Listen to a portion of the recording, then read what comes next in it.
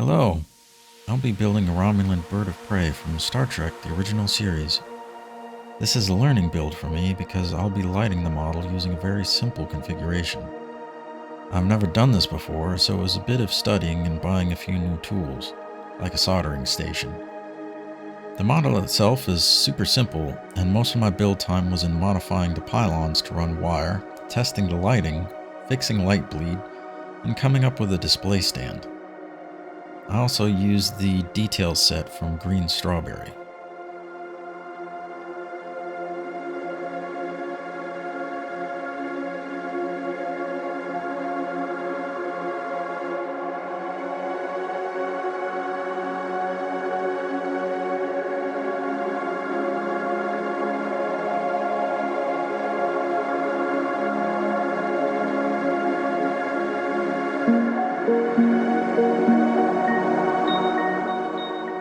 I drilled out the windows on the model, assuming that Greenstrawberry's photo etch would line up with them. They don't. This meant I had issues with placement and light bleed later.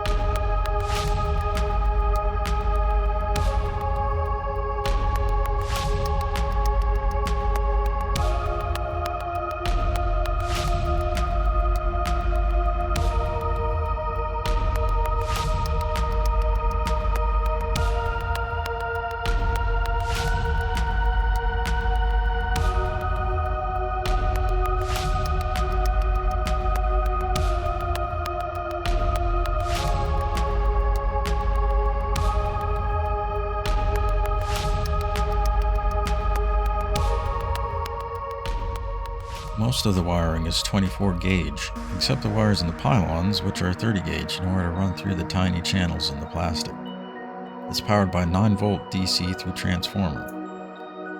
I used a diffused LED strip for the window lighting. The nacelle LEDs are stepped down with a resistor that was included with the LEDs.